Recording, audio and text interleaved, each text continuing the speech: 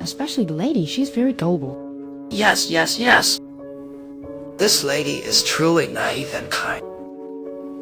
It's because they're wealthy that they're kind. It's not wealth equals kindness. But rather, because they're wealthy, they're kind. Understand?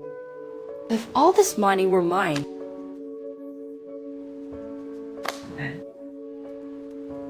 would definitely be kinder. This dog may be the most famous and disgusting line in the entire film. To survive, these are two times. Once they get a good deal, it says that he pours milk cubes. Just then, the doorbell rang suddenly. It turned out to be the dismissed nanny. Now she is a completely different person. Not only in her attire, her demeanor is also a bit erratic, looking a bit neurotic. The nanny said she was in a hurry to leave. She left something in the basement. The mother couldn't bear to scold her, so she let her go. But after waiting for a long time, the nanny still didn't come up. Jin reminded his mother to check downstairs. When they arrived at the basement, they discovered there was a secret door in the basement. husband. And honey, I'm here, honey.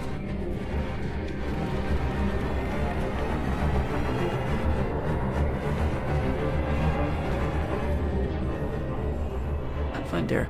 How can it be fine? I'm just very hungry. Eat, eat. I've been starved for many days. Honey, you've got to be starving. The mother was astonished. She never expected the nanny would hire her husband in the basement's basement.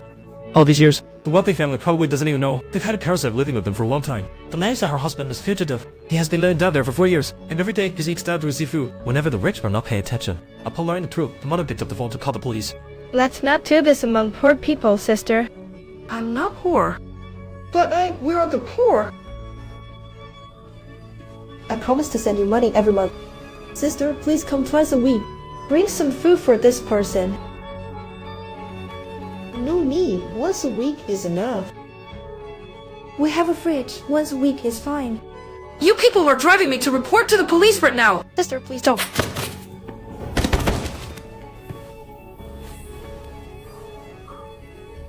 Teacher Jin. Driver Jin. What's going on? Dad, my arm! How can you call me that? Oh, I see.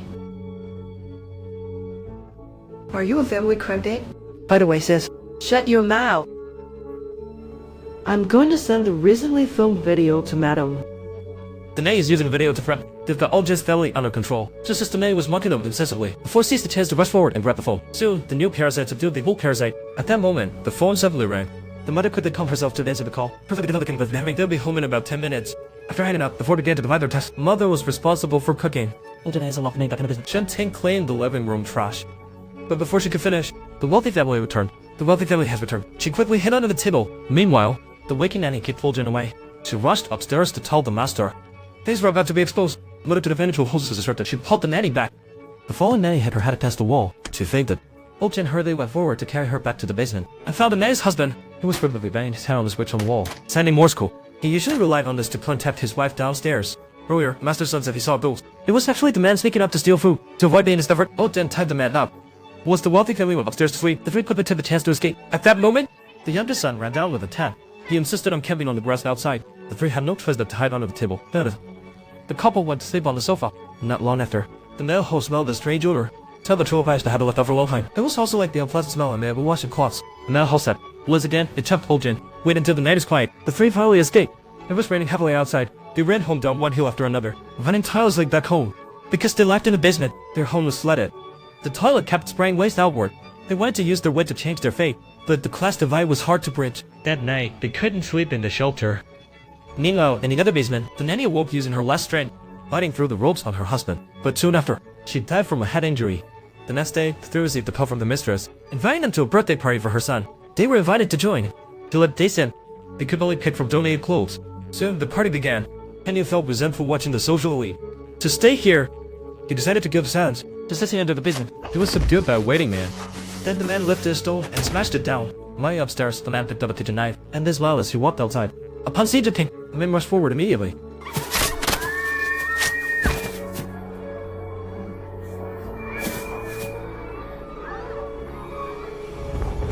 The party instantly descended into chaos. Seeing his daughter was injured, the mother grabbed him back and charged in.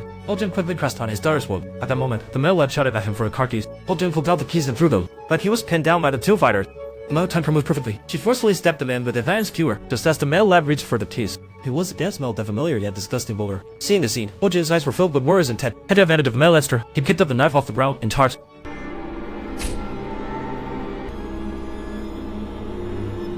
With ultimate deeds of personality, he chose to escape instead. Not long after, heavily injured Jin woke up due to the surgical side effect. He often smiled foolishly but uncontrollably, and Jin Ting left him because of excessive blood loss. Since Jin ran away that day, she vanished forever from that role.